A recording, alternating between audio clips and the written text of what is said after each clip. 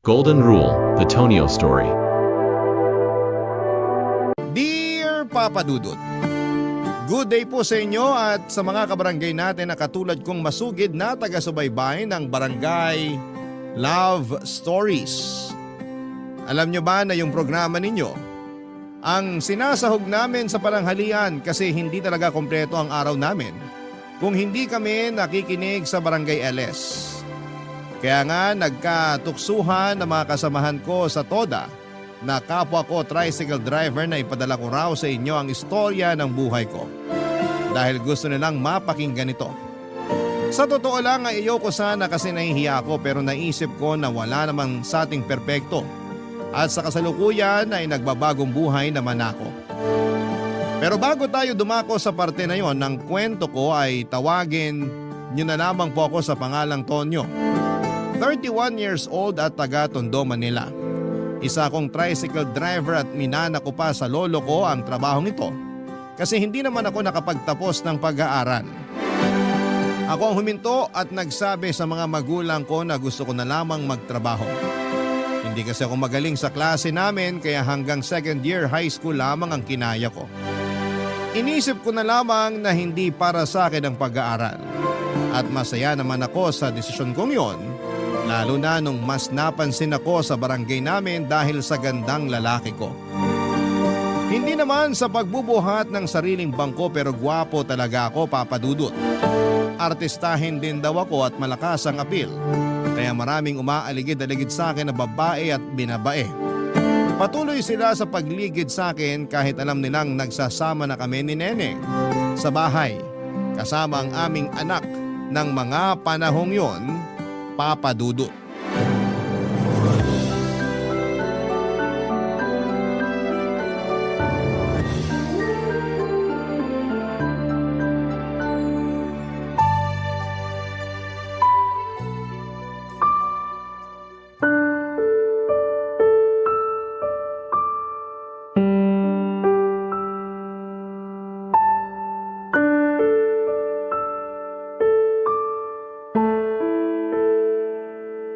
Talaga ng mukha mo, no? Akala mo siguro hindi ko malalaman yung mga kalokohan mo? Pinagsasabi mo. Aga-aga. Imbis na kape at pandesal ipaalmasal mo sa akin, sermon agad. Paanong hindi kasi sermonan ay nakakainis ka? Hinaan mo nga yung boses mo. Tulog pa yung anak natin tsaka si tatay. Mamaya magising yun na bad trip dahil sa ingay mo. Ikaw naman kasi yung may kasalanan. Ano ba kasing kasalanan yun, Neneng? Nalaman ko lang naman dun sa binilhan ko ng almusal na palagi mo raw hinahatid sa bahay nila yung sexy na babae dyan sa kabilang kanto. Ano yon? Ikaw na ba ang personal driver niya? Nagkataon lang yun, no? Sa ako yung natsyempohan niyang tricycle sa terminal. Alangan namang di ko siya isakay. Hindi ka ba nakikinig? Ang sabi palagi, ibig sabihin hindi lang isang beses o nagkataon. Ang style daw ng haliparot na yon, kapag di pa raw ikaw yung papasada, tatambay pa siya dun sa terminal para makipaglandian sa'yo. Nakikipagkwentuhan lang yung tao. Walang landian na nangyari. O di totoo yung chismis tungkol sa paghihintay niya sa'yo sa terminal para ikaw yung maghatid sa kanya? Pero wala pa rin kaming ginagawang masama. Hinahatid ko lang siya. Masyado ka lang OA. At ako bang OA ngayon? Ipapaalala ko lang sa'yo na pamilyado ka na. Hindi ka na binata. Kaya tigilan mo yung kalandian mo. Mahiya ka sa anak natin. Ano namang kinalaman ng anak natin dito? Ang bata-bata pa niya. Ikaw talaga? Lahat na lang dinadamay mo sa ka-OA-han mo. Tinatanong mo pa talaga? Paano pag nakakapag-isip na yan? Ano na lang sasabihin niya sa'yo sakaling hindi ka pa rin nagbabago? Hindi habang buhay walang muwang yung anak natin. Pambihira naman. Maliit na bagay lang yun tapos ikaw gustong-gusto mong pinapalaki. Tsaka nakaka-insulto ka na ha? Ikaw bang may lakas ng loob na mainsulto? Ayos ka rin ah. Paanong hindi? Pinapamukha mo sa akin na gumagawa ko ng masama at wala ka ring tiwala sa akin. Sobra ka na. Nakdang teteng, ang aga-aga ang ingay-ingay niyong dalawa. Tay, good morning po. Anong good sa morning naistorbo niyo tulog ko dahil sa sigawan niyo? Hindi naman po kami nagsisigawan, Tay. Nag-uusap lang po kami ni Tonyo. Nag-uusap ba ang tawag doon lakas ang boses mo? Abot hanggang doon sa kabilang barangay?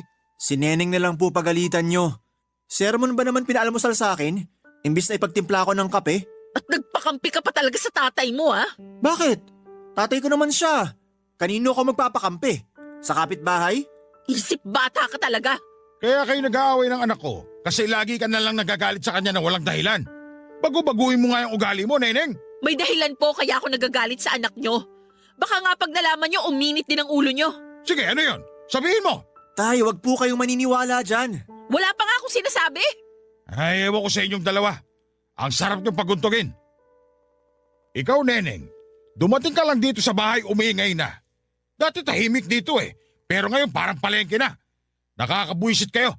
Doon kayo mag-away sa labas. Kita ko sa mga ugat sa noon ni Neneng matapos siyang mapahiya sa tatay ko. Buti na lamang din at nagising si tatay kasi pagkatapos niya kaming sawayin ay nanahimik na ang kinakasama ko at nakapag-almusal na ako. Regular kong pasahero si Neneng noon at masasabi ko na siya ang unang nagkagusto sa akin. Sa katunayan ay tricycle ko ang paborito niyang sakyan pauwi sa bahay nila na nasa kabilang barangay lang.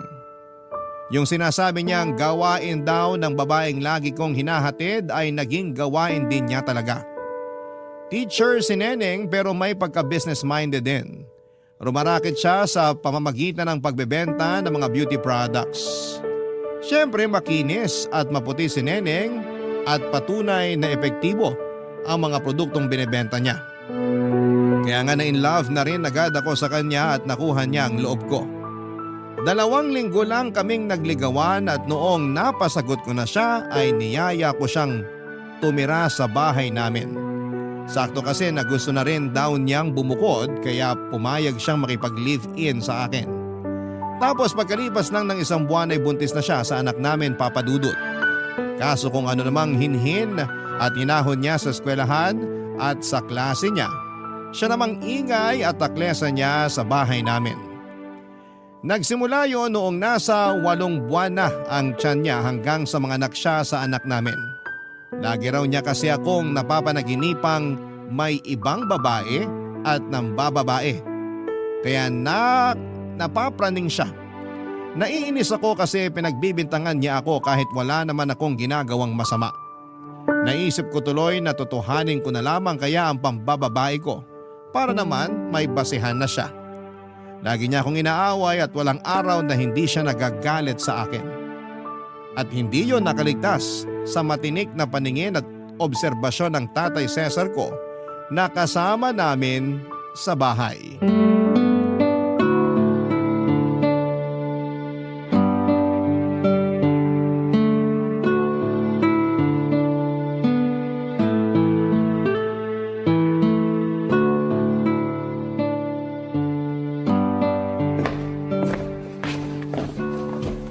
Nak, wala yata si Neneng.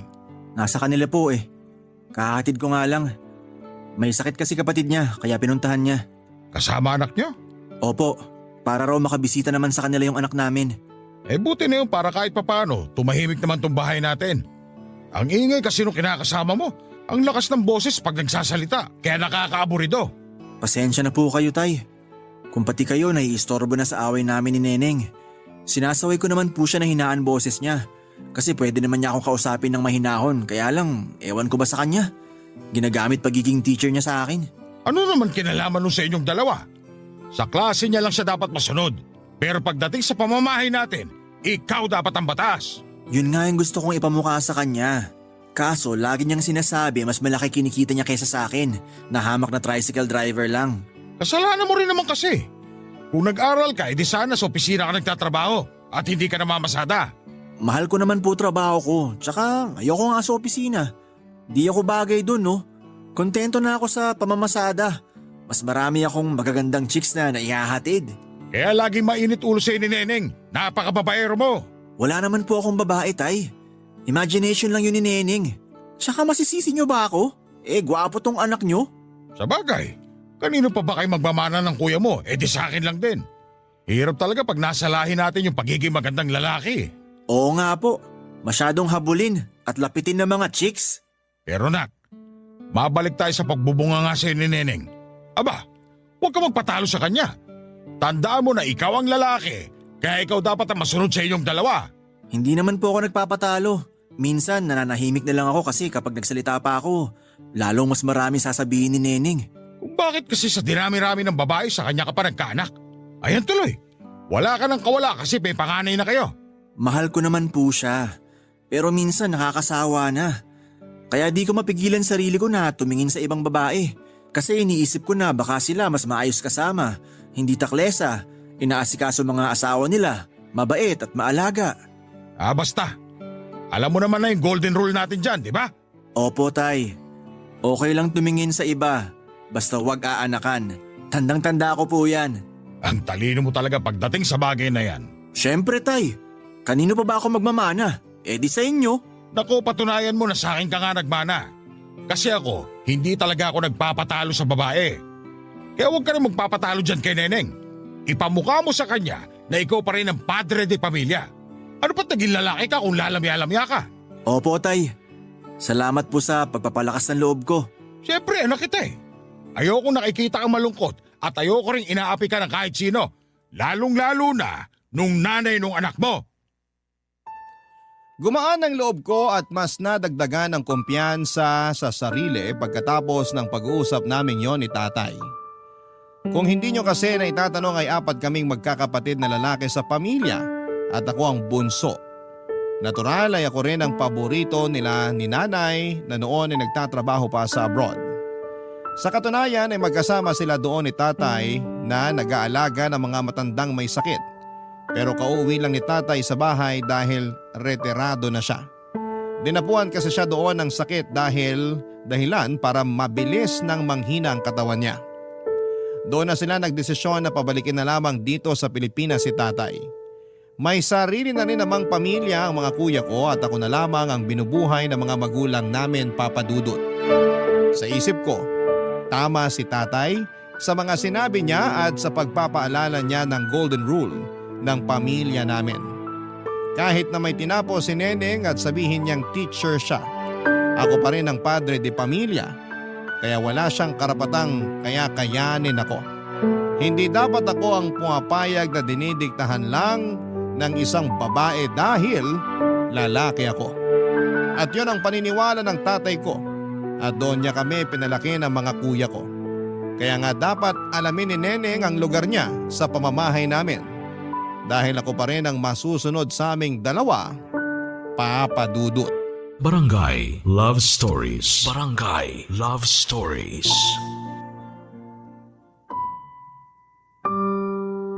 Papa Dudut, ano nga bang magagawa ko kung pinagpala akong lalaki na pinagkalooban ng kagwapuhan? Wala. Kaya hindi ko masisisi ang mga babae kung mapa-second look sa akin at magustuhan nila ako kahit na meron na silang karelasyon at kinakasama. Yung iba nga sa kanila may 4 ng anak pero gusto pang humirit ng date sa akin kahit na alam nilang may kinakasama na ako.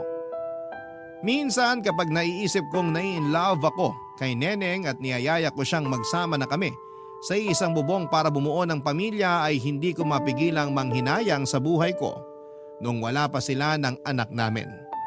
Nakakamiss din palang maging isang binata, Papa Dudut. Sa kabila ng lahat ay alam kong mahal ko si Neneng. Kasi kapag hindi naman siya sinusumpong ng topak niya ay malambing siya sa akin. Inaasikaso niya ako, ipinagluluto, pinaglalaba kahit na pagod siya sa trabaho at may ginagawa pang lesson plan.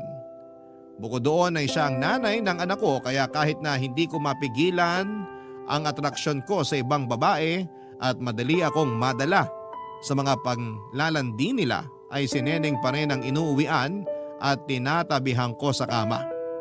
Kaya nga minsan ay nakakaumay kapag tinatalakan niya ako. At sinisermo na para bang wala na akong ginawang matino sa buhay ko, Papa Dudut.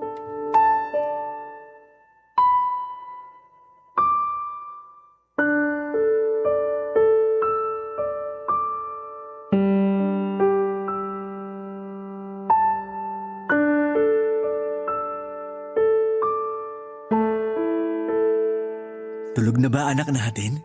Oo, kakatulog lang kanina. Kaya huwag ka maingay dyan, baka magising. Ikaw magpapatulog ulit pag nagising siya. Ano ba yan? Akala ko pa naman makakaskor na ako. Score mo mukha mo, manahimik ka nga dyan. Neneng naman, sige na. Kahit kiss lang. Ayoko, wala ako sa mood. Pagod ako, Tonyo. Lagi ka na lang pagod, di mo na ako pinagbibigyan. Nakakatampo ka na ha? Ikaw pa may ganang magtampo? Kilala kita. Yang kiss mo lang na yan, isang malaking pain yan. Pag ikaw ang kausap, walang kiss lang ang magaganap. Ayaw mo nun? Sundan na natin anak natin. Ayoko. Buwang ka ba? Ang hirap na nga ng buhay, mag-iisang anak ka pa? Nasa puson talaga yung utak mo no? Saka ang lakas ng loob mo na sundan pa ng isa yung anak mo? Hindi mo pa nga ako pinapakasalan? Ano namang kinalaman nun? Siyempre, gusto ko ring matawag na misis, no? Saka ayaw mo ba nun? Magiging legal na yung pagsasama natin kasi mababasbasan na ng Diyos. Ano namang kaibahan nun sa pagsasama natin ngayon? Kahit walang basbas ng Diyos, para na rin tayong mag-asawa. May anak na nga tayo eh. Di mo kasi naiintindihan. Babae ako. At may pangarap din akong maikasal. Pero di ba magastos yun? Pwede naman nating pag-ipunan. Kaso baka matagalan pa rin kasi nga baka magmahal na rin yung mga bilihin. Hindi pa rin sapat yung maiipon natin pag nagkataon. Kung ganun, pwede naman kahit na civil wedding lang tapos close friends at relatives lang natin ang invited. Ayos na yon. Gagastos pa rin tayo sa reception kasi imposible namang hindi invited yung mga relatives natin. Kaya nga pipiliin lang natin yung iimbitahin. Hindi ka ba nakikinig? Pwede ba naman yun? Paano kung may magtampo sa kanila? Bakit ka ba ganyan mag-isip? Nangyari kasi yan dun sa kasamaan ko sa Toda. Nagpakasal. Ganyan din, civil wedding. Tapos konti lang inimbitahan sa reception. Tapos kinabukasan, chinismis na sila ng mga kamag-anak nila na di nila inimbitahan. Sabi maramot daw sila, gahaman, makasarili, at kung ano-ano pa. Kaya ayun, nag-iiyak yung napangasawa niya kasi nakonsume. Sobra naman yung mga kamag-anak na nagkalat ng chismis. Akala mo hindi pamilya? Sana pinabarangay nila kasi paninirang puri yon. Ayaw na raw nila lumaki yung gulo. Nawala rin naman kinatagalan. Pero may lamat na yung relasyon nila sa mga kamag-anak na yon. Feeling ko matagal nang may lamat yung relasyon nila. Paano mo naman nasabi? Kaya nga hindi sila inimbita. Ikaw ba naman yung may ganyang klase ka ng kamag-anak, iimbitahin mo pa sa kasal mo? Ako kasi hindi na. At kung sakaling ipagkalat niyang madamot ako o makasarili, ipapabarangay ko talaga sila para may kalagyan ng mga yan. Sinasabi mo lang yan kasi hindi pa sa'yo nangyayari. Bakit parang sinasabi mo na mangyayari nga sa akin yan? Hindi ah. Ayan ka na naman. Advance ka na naman mag-isip eh. Gusto ko lang namang makasal na tayong dalawa. Ayaw mo ba yun? Ha?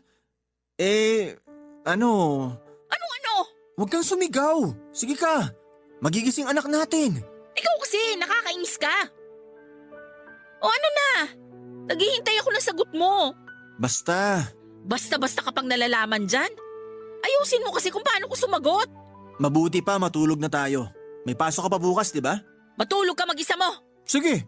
Bahala ka dyan. Gabing-gabi na nag-iinarti ka pa rin. Sa totoo lang, Papa Dudut, ay ayoko pang magpakasal. Wala pa yun sa plano ko kasi ayoko pang matali kay Neneng. Mahal ko siya, oo, pero alanganin ako sa gusto niyang mangyari dahil pagkasal na kami ay mas magkakaroon na siya ng karapatan sa akin at mas mahahawakan na niya ako sa liig. Ako pa naman yung tao na ayaw na kinokontrol kasi nawawalan ako ng gana kahit na mahal ko pa siya. Saka ang gastos kayang magpakasal. Wala pa nga kaming ipon ni Neneng, Papa Dudut. Kulang na kulang yung sinasahod ko sa pamamasada tapos may mga binabayaran pang loan si Neneng na ginagamit niya noon na pampagamot sa nanay niyang nagka-cancer. Pero sa kasamaang palad ay binawian din ng buhay. Kaya naman nalubog talaga siya sa utang. Idagdag pa na siya pa rin ang bumubuhay sa pamilya niya at nagpapaaral sa dalawa niyang kapatid na nasa college. Kaya nga lalo kaming nagigipit. Tapos gusto niya pang magpakasal? Kahit na sabihin mong civil wedding lang yon ay gagastos pa rin sa reception. Gusto pa naman niya na invited lahat ng kamag-anak niyang sigurado kung wala namang ambag sa gastos tapos magti-take out pa ng pagkain. May pagkabida-bida kasi yan. Kunwari lang na gustong pili ang i-invite pero sa huli lahat naman ay kasama. Saka ayaw rin ng parents ko sa ideya ng kasal lalo na si tatay. Yung mga kuya ko hindi naman kasal sa mga kinakasama nila kaya bakit ako magpapakasal kay Neneng? Yon ang nasa isip ko na mga panahon na yon. At habang mas lalong pinipilit ni Neneng na magpakasal na kami, unti-unti naman akong nawawala ng amor sa kanya at mas pinagtutuunan ko na lamang ng pansin ang pambababae, Papa Dudut.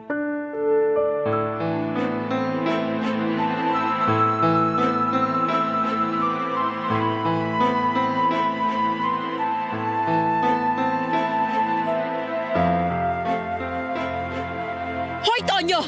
Akala mo siguro habang buhay mo may tatago sa akin yung relasyon yun ng babae mo, no? Para sabihin ko sa'yo, bobo ka magtago! Alam ko na lahat! Ha? Sino nagsabi sa'yo? Eh di sino pa ba? Di yung mga chismosa sa paligid na nakakakita tuwing hinahatid sundo mo yung babae mo? Ay, kahit kailan talaga pahamak sila. At sila pa talaga yung sinisisi mo? Eh ikaw tong gumagawa ng kalokohan? Kapal na mukha mo? Habang nagtatrabaho ako, wala kang inatupag kundi lumande. Para sa kaalaman mo, nagtatrabaho lang din ako. Masyado ka lang malisyosa, kaya lahat na lang ng bagay binibigyan mo ng kulay. Huwag mo akong paratangan ng kung ano-ano. Sa ating dalawa, ikaw ang may ginagawang kahayupan. Hindi ka na nahiya. At anong dapat kong ikahiya? Sige nga. Tinatanong mo pa talaga? Marami. Alam mong may kinakasama ka na at may anak na tayong dalawa. Tapos dikit ka pa rin ang dikit dun sa babaeng yon. Kahit na sabihin mong siya tong lumalapit sa'yo, sana ikaw na mismo yung kusang umiiwas. Kaso gusto mo rin na nilalandi ka niya, kaya hinahayaan mo siya. Wala nga kaming ginagawang masama, Neneng. Magkaibigan lang kami ni Krisha. Magkaibigan? Bobo ba ang tingin mo sa akin, Tonyo? Hindi yan ang kwento na narinig ko tungkol sa'yo. Hirap sa'yo, mas nagpapaniwala ka pa sa mga sabi-sabi kaysa sa akin na kinakasama mo. Wala ka talagang tiwala sa akin eh. Noon meron, pero ngayon wala na. Ubus na. Eh di wala na rin palang kwenta na magsama tayo kasi wala ka na rin namang tiwala sa akin. Ano sabi mo? Ulitin mo nga yung sinabi mo? Ewan ko sa'yo. Di ka lang praneng. May pagkabingi ka rin. Aray ko, Kapal Neneng! naman ang mukha mo, Tigilan mo sabihan yan, ako huwag mo agad hampasin, lintik ka! Paano hindi ka hahampasin? Eh sumusobra ka na. Hindi mo na ako nirespetong buwisit ka. Hoy, Neneng! Bakit mo sinaktan ang anak ko? Tay, inaaway niya ako oh. Nakuha mo pa talaga magtago sa likod ni tatay, ha? Siyempre, sasaktan mo na naman ako. Ang kapal na mukha mo. Ikaw ang makapal! Lakas ng loob mong pagbuhatan ng kamay tong anak ko sa loob pa mismo ng pamamahay ko? Tay, yung anak nyo kasi, huling-huli na ng bababae, ayaw pa rin umamin. Wala nga akong aaminin. Kita nyo na? Eh alam na halos ng buong barangay natin na hindi lang niya basta pasahero yon. Saka alam naman niyang nilalandi siya noon pero hindi pa rin siya umiiwas. Totoo ba yun, Tonya? Tay naman. Sumagot ka! Totoo ba yun? Opo, pero wala kaming relasyon ni Krisha. Oh, ayun naman pala eh. Wala daw silang relasyon. Ano ba pinuputok ng butsi mo dyan, Neneng? Seryoso po ba kayo, Tay? Tinatanong niyo pa talaga kung ano? Magalit ka kapag nanakan ni Tonyo yung babaeng yon. Pero kung wala namang nabubuo, wag na wag mong sasaktan tong anak ko. Akala mo ba hindi ko na-obserban yung pagbubunga mo sa kanya? Hindi lang ako umiimik pero namumuro ka na.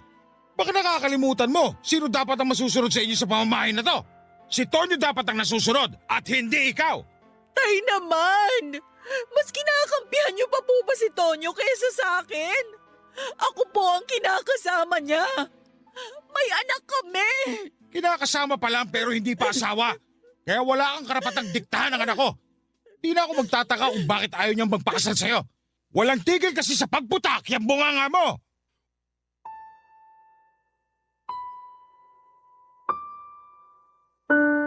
Papadudod, sabihin nyo na ang isip bata ko pero masaya ako na napagsabihan siya ng tatay ko.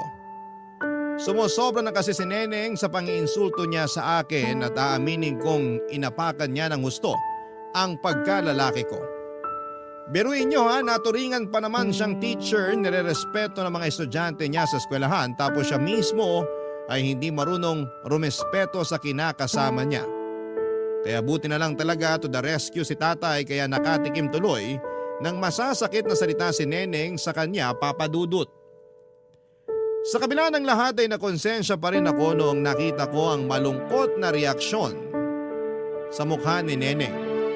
Gusto ko sana siyang suyuin pero pinigilan ko ang sarili ko dahil indikasyon lamang yon ng pagiging mahina ko. Bukod doon, baka isipin ni Neneng na kinakampihan ko siya at ipilit na naman niya ang pagpapakasal namin. Papa Dudut. Barangay Love Stories. Barangay Love Stories. Napansin kong nanlamig sa akin si Neneng pagkatapos ng away naming yon, kung saan ay nakasagutan niya si tatay. Pero imbes na mag-alala, hinayaan ko lamang siya sa pag-iinarte niya. Alam kong maarte ang mga babae pero lilipas din naman yon at magkakabati rin kami. Hindi nga ako nagkamali dahil pagkaraan ng ilang araw, parang normal na ulit ang turingan naming dalawa ng kinakasama ko. Pero syempre hindi pa rin nawala yung pagiging taklesa at selosan niya, Papa Dudut. Doon ako na-depress at napaisip sa mga desisyon ko sa buhay.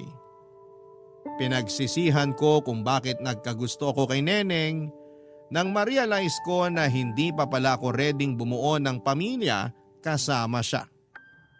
Mahal ko sila ng anak ko pero ayoko pang magpatali sa kanya. Kaya nga naisip ko na ano kayang pwedeng mangyari sakaling may nakilala kong iba. Dumating ako sa puntong yun din dahil wala lang. Hindi dahil wala lang. Meron akong dahilan. Bagay na napag-uusapan namin ng tatay ko nung minsang kinumpronta niya ako.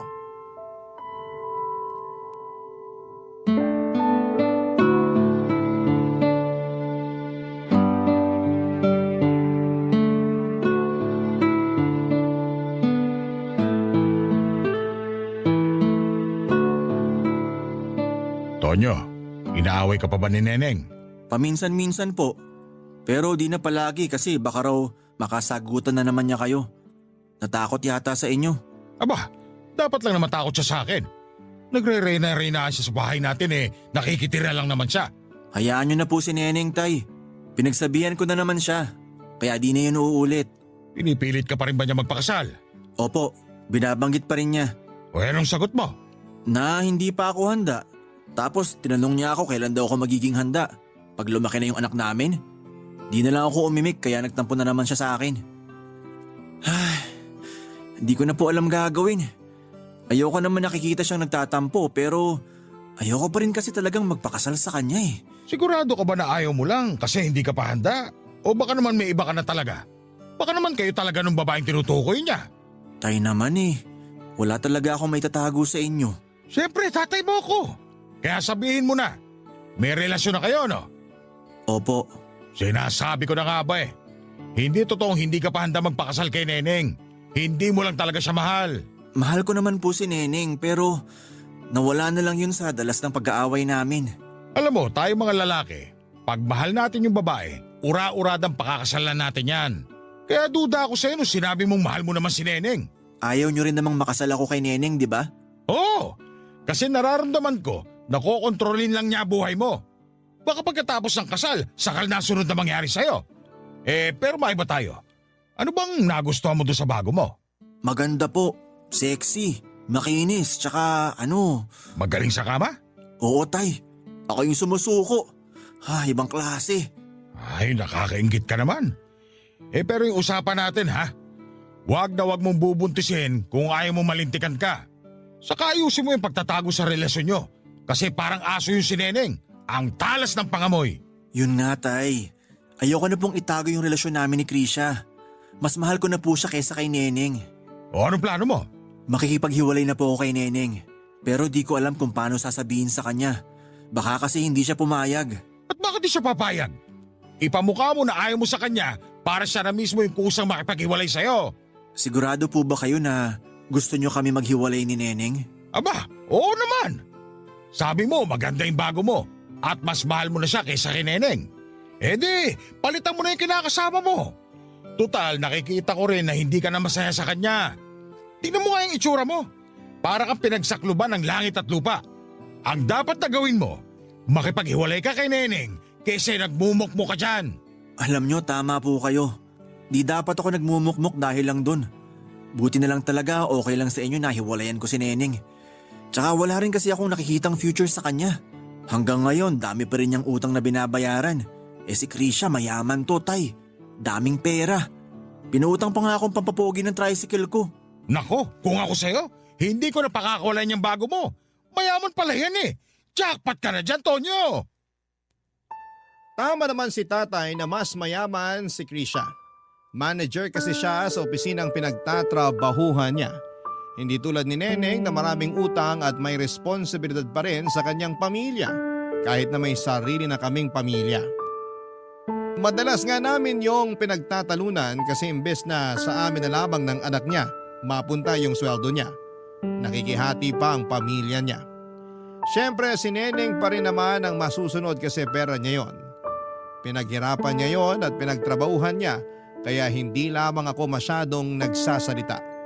Pero deep inside ay naiinis ako kasi pag may pera ako dapat ay pera din niya. Pero kapag pera niya, kanya lang. Napaka-unfair, Papa Dudut. Doon ko nga naisip na hindi na talaga maayos ang relasyon namin ni Neneng. Hindi ko na rin siya nakikita sa future ko kasi meron na akong ibang babaeng nagugustuhan. At suportado yon ni tatay dahil naobserbahan niya na hindi na ako masaya sa piling ni Neneng. Alam kong maraming magagalit sa akin pero masama bang kumawala sa taong hindi mo na mahal? Alam kong hindi ko na mahal si Neneng kasi naubos na lamang yung pagmamahal na yon. At natuon na lamang sa ibang babae, Papa Dudut. Kaya nga gusto ko nang makipaghiwalay sa kanya pero alam kong hindi siya papayag. Tapos doon ako nakaisip ng paraan para siguradong si Neneng na mismo ang makipaghiwalay sa akin, Papa Dudut.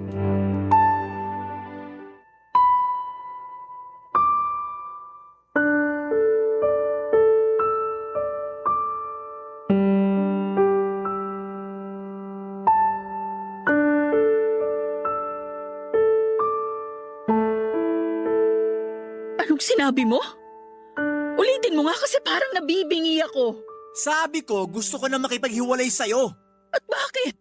May nagawa ba ako para hiwalayan mo? Wala. Pero hindi na ako masaya kasama ka eh. Ayoko na. Kaya palayain mo na lang ako. Wow ha? Tinanong mo ba ako kung masaya pa ako nakasama ka? Kung hindi ka na pala masaya, bakit ka pa nakikisama sa akin? Kasi mahal kita. At pamilya tayo. May anak tayo, Tonyo. Ipapaalala ko lang sa'yo ha. Hindi ko nakakalimutan yon. Pero ayoko na nga talaga, Neneng. Mahirap bang intindihin yon? Oo, hirap talaga akong intindihin. Marami kang kalokohan na pinalampas sa tiniis ko. Tapos ikaw pa tong may lakas ng loob na itapon yung pinagsamahan natin? Ay nako, paulit-ulit naman tayo eh. Hindi ba natin pwedeng ayusin to? Kasi willing naman ako magbago kung ako yung may kasalanan. Siguro naiingayan ka sa akin kaya ayaw mo na akong makasama pero wala namang iwanan no. Mahal kita, Tonyo. Hindi na kita mahal, Neneng. Kaya pwede ba? Huwag mo nang ipagsiksikin ang sarili mo sa akin. At bakit? Dahil may mahal ka ng iba? Kainis ka talaga. Sagutin mo na lang yung tanong ko. May mahal ka na bang iba? Oo! Meron na! Kaya sana masaya ka na. Sino yan? Yung kalandian mo ba yan sa terminal, ha? Oo, si Krisha nga. Kaya sana manahimik ka na dyan. Gusto mo akong manahimik? Eh di sana hindi mo kinalantari yung babaeng yun para nananahimik ako. Bakit? Hindi naman tayo kasal ah. Tsaka di mo ako pagmamay-ari. Wala kang karapatang diktahan ako sa dapat at hindi ko dapat gawin. Di mo pa rin ba nare-realize na kaya nawala na lang yung pagmamahal ko sa'yo dahil din sa pagiging taklesa mo? Ang ingay mo! Para kang inahing manok na putak ng putak. Tapos pilit ka pa ng pilit sa akin na magpakasal tayo. Ayoko pa nga eh. Buti na lang talaga di ako pumayag sa gusto mo. Kasi baka kung nagkataon, natali pa ako sa'yo. Ang kapal talaga ng mukha mo. Kung makapagsalita ka, akala mo ikaw pa yung lugi sa ating dalawa. Oh, ngayon isusumbat mo na naman yung natapos mo. Oo na, ikaw na yung may pinag-aralan, ako na yung wala. Pero hindi pa rin mababago nun yung kagustuhan ko na makipaghiwalay na sa'yo. Tonyo naman, ayusin natin to. Kawawa naman yung anak natin. Wala akong pakialam. Naririnig mo ba yung sarili mo? Ganyan ka na ba talaga kasama para mawalan ka ng pakialam sa anak natin? Magkakaanak na rin kami ni Krisha. At doon ako mas may pakialam. Ano ka mo? Yun yung rason kaya gusto ko na maghiwalay tayo. Bukod sa hindi na rin kita mahal.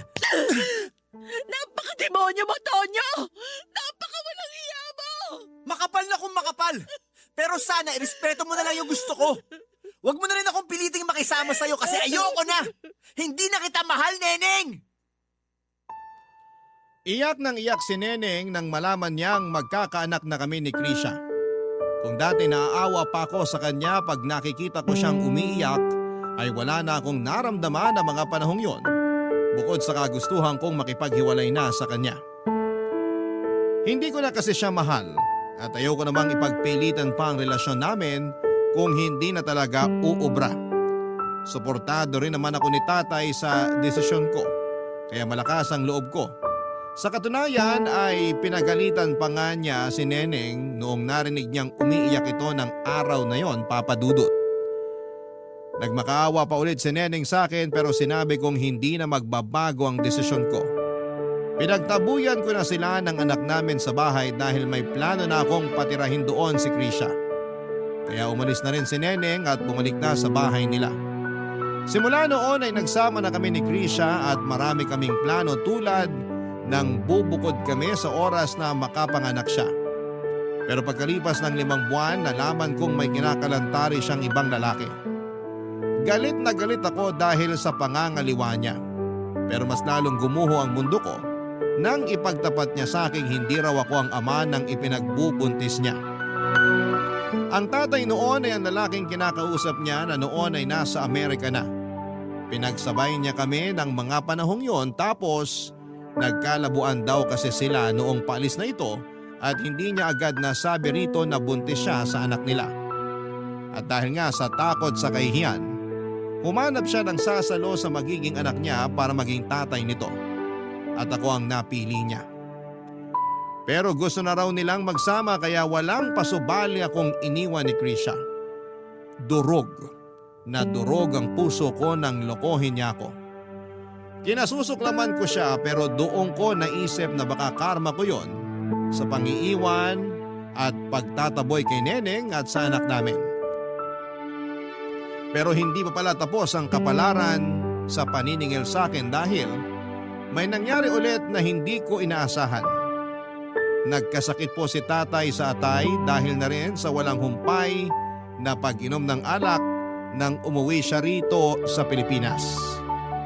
Sa kasalukuyan ay labas-pasok kami sa ospital at nagkakandak po ba na si nanay sa pagtatrabaho sa ibang bansa para lamang matustusan ang gamutan ng tatay namin, Papa Dudut. Hirap na po ako at nagsisisi dahil sa mga ginawa ko. Kaya nga sinubukan kong pumunta kina Neneng para makipagbati sa kanya at humingi na rin ng tawad. Pero nabalitaan ko na nakalipat na pala sila ng mas malaking bahay na matagal na niyang kinuha at inuhulugan para sa amin pag nakasal na kami.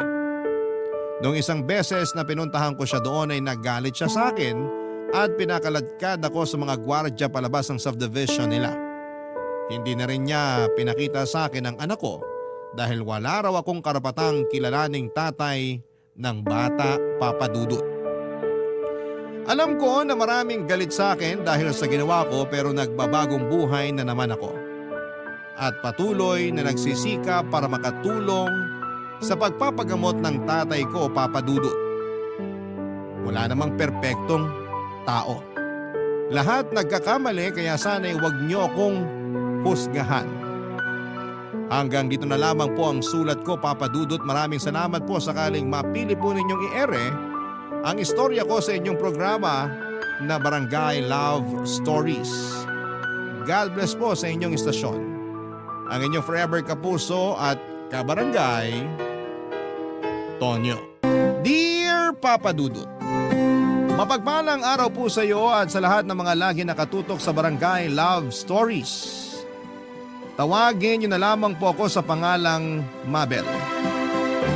May lahi nga po ng mother side namin pero dahil kamukha ko, ang tatay ko ay hindi ito halata sa akin. Bata pa lamang ay malapit na ako sa lola ko at sa kanya ko rin naman na ang hilig ko sa arts. Hindi naman po sa pagyayabang pero talent ko po ang drawing at painting.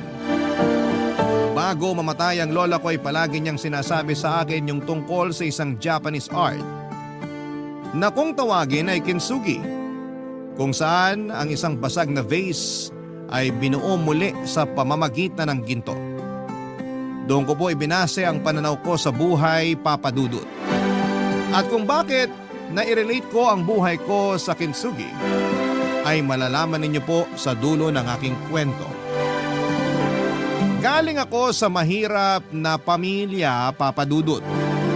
Jeepney driver ang tatay ko at si nanay naman ay nanilbihan bilang kasambahay. Pero noong palagi na siyang nagkakasakit ay huminto na siya sa pagtatrabaho. Sa kasamaang palad ay namatay ang tatay ko nang inatake siya sa puso habang pauwi sa amin. Ang mahirap pa doon ay nangyari yon ilang araw lang mula nang makapanganak ako sa kambal ko. At dahil ako ang panganay sa aming magkakapatid ay ako rin ang inasahang sasalo sa naiwang responsibilidad ni tatay. Nakapagtapos naman po ako ng nursing pero sa halip na mag-apply sa mga ospital sa Pilipinas ay mas pinili kong mag-abroad na lamang kahit na caregiver ang maging trabaho ko. Sakto pa noon na tinawagan ako ng pinsan ko at inalokong interesado kong magtrabaho sa Spain. Mahigit 2 dekada po ako nagtrabaho noon sa Spain bilang caregiver. Kaya hindi ko nakasama ang mga anak ko sa paglaki nila. Napapanganak ko pa lamang kasi noon nang mag-abroad ako. Mabuti na lamang at madali akong natanggap doon dahil kay Donna na matagal ng caregiver sa Valencia, Spain. Sa tagal kong nagtrabaho sa ibang bansa ay idinaan ko na lamang sa iyak ang matinding pangungulila sa pamilya ko. Kung makakapagbakasyon man kasi ako sa Pilipinas ay hindi rin naman ako nagtatagal. Kung tutuusin, Papa Dudut, kaya naman sana naming mag-asawa na maitawid ang pagpapamilya. Pero hindi sasapat ang kinikita ko kung isasama ko pa roon ang pampaaral sa sarili kong mga kapatid. Sinabi ko na lamang sa asawa ko na gusto kong maranasan ang mga anak namin na makapag-aral sa private school. Kaya kailangan ko ng malaking-laking sweldo. Pero ang totoo, bukod doon ay kailangan ko rin munang tapusin ang obligasyon ko sa 2 kong kapatid at kay nanay na wala ng trabaho ng mga panahong yon.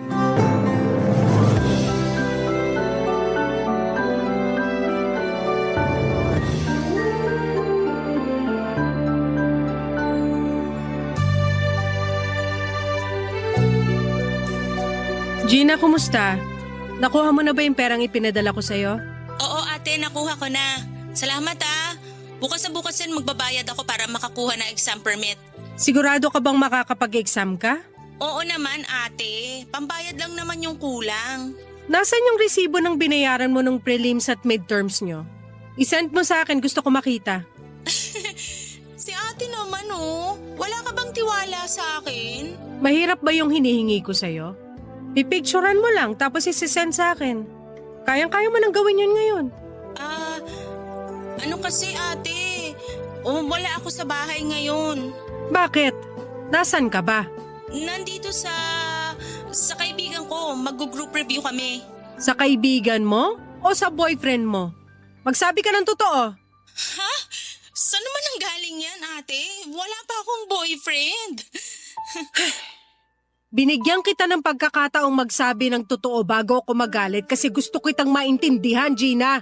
Pero ano tong ginagawa mo, ha? Ate... Ano? Hindi ka na makapagsalita? Kasi hindi ka lang basta may boyfriend. Ha? Akala mo hindi ko malalaman na 4 na buwan ka ng buntis? At nalaman ko lang yun kung kailan napadala na kita ng pera. Paano mo nalaman, ate? Sinabi sa akin ni nanay. Humihingi siya ng pera para sa gastusin sa bahay at sinabi ko ipapadala ko na lang sa'yo. Pero alam mo kung anong sinabi niya? Huwag ko na raw ipagkatiwala sa'yo yung pera kasi baka gamitin mo lang dyan sa pagbubuntis mo. Ginawa ni nanay yon? May usapan kami na hindi niya At sasabihin. talagang gagamitin mo pa si nanay para dyan sa kasinungalingan mo. Hoy Gina, 1 taon na lang at makakatapos ka na tapos malalaman ko na hindi ka naman pala talaga nag-e-enroll? Pinagmukha mo pa akong tanga sa mga kwento mo na pasado ka sa exam? Ate, sorry. Wala na kasi akong choice noon. Pinalayas na ako ni nanay sa bahay. Tapos hindi rin ako pwede sa bahay ng boyfriend ko kaya nangungupahan ako ngayon. Hindi ko na problemang nalagay ka sa ganyang sitwasyon. Ginusto mo yan. Ginusto mong lumandi habang nag-aaral ka pa. Hindi ka man lang nakahintay na makatapos ka at makapagtrabaho muna. Paano mo ngayon bubuhayin yung bata pag nakapanganak ka na, ha? Yung boyfriend mo, nasan siya? Gusto ko siya makausap. Wala siya rito, ate. Nasa trabaho pa siya ngayon eh. Anong trabaho ng boyfriend mo? Konduktor ng bus, ate. Nagkakasya ba yung sinusweldo niya para sa inyo? Yun na nga, ate. May pinapaaral din kasi siyang kapatid kaya hindi siya masyadong nakakapag-abot sa akin. Eh di sana hindi ka muna niya binuntis. At ikaw naman, isa ka pang hindi nag-iisip ng maayos. Hindi naman ako nagkulang sa pagpapadala sa iyo ah. Lahat ng kailangan mo sa school ibinibigay ko kasi gusto ko makapagtapos ka. Yun yung pangarap ni tatay para sa iyo. Huwag ka nang magalit, ate, please. Kung gusto mo, ipapalaglag ko na lang to para wala na. Boba! Ang bobo-bobo mo, Gina! Ang sabaw mong kausap! Mas lalo mo lang palalakihin yung problema! Hindi ko na alam ang gagawin ko, ate. Nang dahil dito sa batang dinadala ko, parang ayaw na sa akin ang lahat. Hindi ginusto ng batang yan na mabuo siya. Responsibilidad niyo siya, kaya matuto kayong panindigan yan. Aminado naman ako, Papa Dudut, na medyo na-spoil ko ang mga kapatid ko, lalo na si Gina. Dahil kilala ko siya na masipag mag-aral, lahat ng kailangan niya ay ibinibigay ko. Kahit na minsan ay malaki-laking halaga ang hinihingi niya. Pero kung spoiled sila sa akin ay mas lalo naman ang mga anak namin ni Larry. Ang mahirap lang doon ay naging malayo ang loob nila sa akin. Hindi ko naman sila masisisi dahil wala ako sa kanilang tabi habang lumalaki sila. Sina nanay naman kahit mga bagay na hindi dapat hinihingi ay sa akin na rin nila inaasa. Pakiramdam ko tuloy noon ay para na lamang akong ATM sa kanila. Ni hindi man lang nila ako naisip na kumustahin. Mabuti na lamang at napunta ako sa mabigat at galanteng amo noong time na yon. Isang matandang babae na negosyante ang una kong inalagaan. At nang pumanaw ito ay 2 pa ang naalagaan ko bago ako napunta sa pag-aalaga ng isang matandang lalaki. Naputulan ito ng magkabilang binti sa isang aksidente sa mismong araw kung kailan pumanaw ang asawa nito kaya hindi na ito nakakalakad noong mga panahong yon. Papadudot kahit tinaasan ang sweldo ko parang kulang pa rin yun tuwing nagpapadala ako sa Pilipinas. Kumuha kasi ng mamahaling sasakyan ng asawa kong si Larry, pinagtalunan nga namin yon nung una dahil hindi naman namin yon kailangan. Pero iginiit niya na magagamit niya ang sasakyan sa paghahatid ng mga bata kaya hinayaan ko na lamang siya. Wala na rin naman akong magagawa noon dahil siyang naghahawak ng perang kinikita ko. Noong mag-college na ang mga anak namin ay pumayag ako na pumasok sila sa isang pribadong university sa Batangas. Dahil sinabi ng asawa ko nakakayanin naman daw naming tustusan yon. Nakaisip kasi siyang mag-buy and sell ng mga motor. Bukod pa doon ay nag-invest sa isang networking si Larry. Malaki naman ang kinikita niya noong una pero kalaunan ay naipasarado rin yung kumpanya matapos madiskubre na illegal ito. Ang masama doon ay lahat ng ipon namin ay ginamit na ni Larry sa investment sa pagbabaka sakaling matriple ang babalik sa amin, Papa Dudut.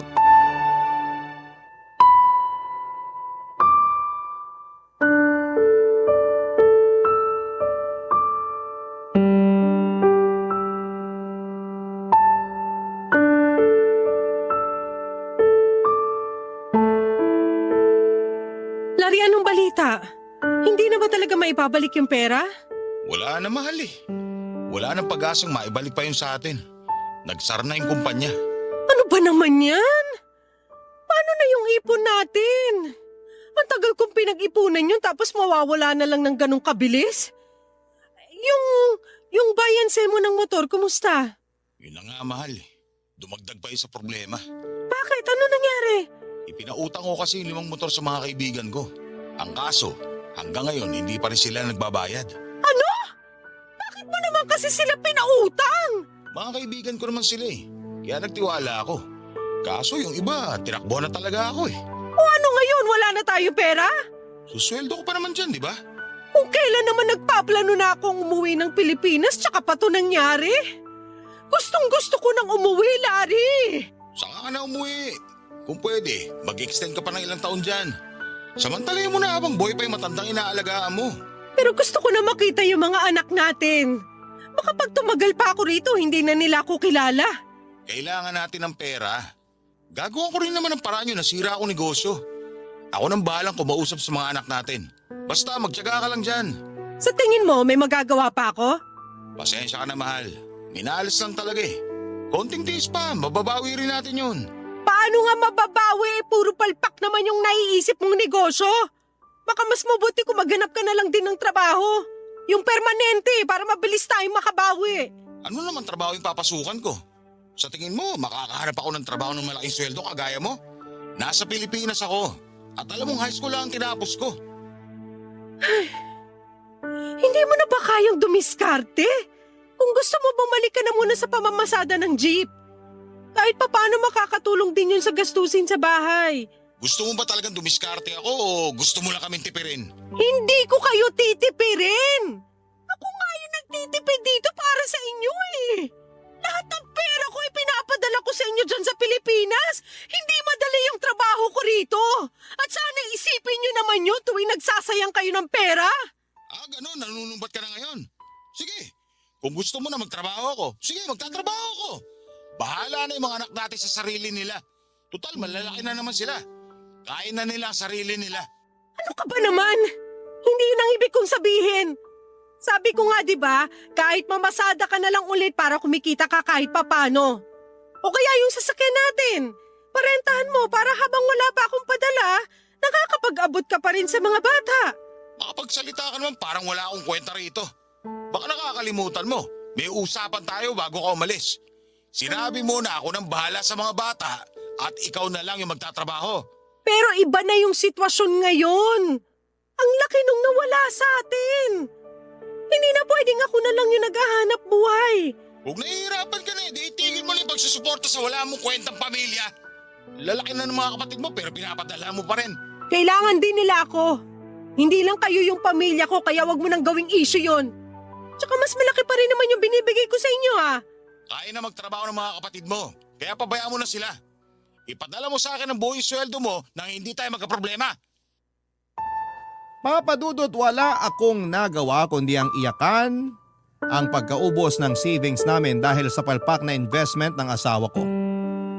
Sa tagal kong pinaghirapan ng perang yon, ay gano'n na lamang kabilis na naubos.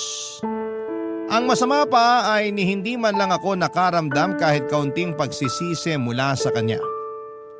Humingi siya ng pasensya pero ako pa rin naman ang nagmukhang masama. At dahil sa nangyari ay napilitan pa akong mag-extend ng ilang taon pa sa Spain sa parehong amo para muling makaipon bago ako umuwi ng Pilipinas. Pero dahil sa mga nangyari noon kahit papaano ay natuto na rin ako. Binawasan ko na ang pinapadala kong pera sa pamilya ko. Pero kahit naman binawasan ko ang pinapadala ko ay sasapat pa rin yon sa mga gastusin nila. Matapos nga ang 23 years na pagtatrabaho ko sa Spain bilang caregiver ay nagwakas na rin yon at nakauwi na ako ng Pilipinas. Ngunit pagdating ko sa amin kaliwat ka ng problema naman ang sumalubong sa akin. Ang bahay na tinitirhan ng nanay at mga kapatid ko ay naisangla na raw ng mga ito sa asawa ng pinsan ni nanay kaya doon muna sila nakitira sa amin. Yung kapatid ko namang si Gina iniwan ang kinakasama niya. At ang bunso ko namang kapatid ay huminto na sa pag-aaral mula nung nabarkada. Wala ni isa sa kanila ang nagsabi sa akin ng totoong nangyayari habang patuloy ang pagpapadala ko noon sa kanila ng pera. Kaya akala ko ay may magandang patutunguhan ang lahat ng naging sakripisyo ko. Ang mga anak ko naman sa halip na ma-excite sa pagbabalik ko ay parang gusto na lamang ulit akong pabalikin sa Spain. Hindi lang po yun ang nangyari. Nasangkot pa sa paluwagan ska ang mga asawa ko kaya nagbayad kami ng malaking halaga sa mga biktima niya. Mabuti na lamang po at nadaan sa pag-areglo kaya hindi na lumaki pa ang problema. Ang kaso, naubos ang sweldong naiuwi ko na akala ko'y mapapaikot ko sa pagnenegosyo. Nang dahil sa pagiging mahina ni Larry pagdating sa mga negosyong pinapasok niya. Papa Dudut, nakakapanghina ang pangyayaring yon. At hindi ko na rin alam noon kung papaano pa ulit magsisimula, Papa Dudut. Barangay Love Stories. Barangay Love Stories. Papa Dudut, parang nagsisisi ako noon na umuwi agad ako sa Pilipinas. Sa dami ng problemang pinasan ko sa pag-uwi ko ay hindi ko man lang naramdaman ang mga pinaghirapan ko. At kahit na anong gawin kong panunuyo sa mga anak ko ay sadyang malayo na ang loob nila sa akin. Kung sagot-sagutin nila ako ay parang hindi nila ako ina. Masakit yon dahil para sa kanila rin naman ang ginawa kong pag-alis noon pero baliwala pa rin sa kanila kahit na anong paliwanag ang gawin ko. May natira pa naman akong pera at galing yon sa personal savings ko. Gagamitin ko sana yon sa pagpapatayo ng sarili kong karinderya kahit maliit lang muna. Alam kong hindi magiging sapat ang perang meron ako kung isasama ko pa roon ang pangsuporta sa pag-aaral ng aking kambal. Kaya rumakit muna ako, Papa Dudut. Nagluto ako noon ng mga kakaning dinideliver ko naman sa kantina mga eskwelahan doon sa amin. Minsan nagdadala rin ako sa munisipyo. Tumanggap din ako ng mga paluto para sa kung ano-anong okasyon. Sa mahigit 1 taong ko nang ginagawa yon ay mas dumami pa ang customers kong nagpapaluto sa akin. Kaya naman naisipan kong simulan ang pangarap kong karinderya. Bukod sa ipon ko, kalahati ng kapital noon ay inutang ko sa pinsan ko na best friend ko rin na si Donna. Pero kung kailang bala ko nang simulan ang karinderyang ipapatayo ko sa food court sa palengke ay saka naman may nangyari sa akin, Papa Dudut. Isinugod ako ni Donna sa ospital matapos at nakihin sa puso bago pa man ako makauwi sa bahay namin. Na-confine ako ng ilang araw. Base sa mga test na ginawa ay nagkaroon ako ng heart enlargement dahil sa matinding pagod, stress at pagpapabaya sa kalusugan ko.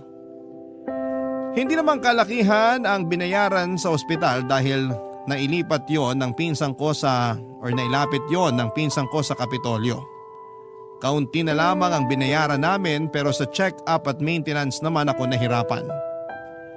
Ang nakakasama pa ng loob, Papa Dudut, nang mangyari yon sa akin ni isang beses ay hindi man lang nagpakita ang asawa at mga anak ko sa ospital. Ganon din ang mga kapatid ko. Pumupunta naman paminsan-minsan si nanay pero dahil sa problema nila sa pera ay hindi na rin nakatulong sa mga bayarin. Naintindihan ko naman yon at naunawaan ko rin noong hindi niya nagawang samahan si Donna sa pag-aasikaso ng mga kailangan para mailabas ako ng ospital dahil sa kanyang katandaan.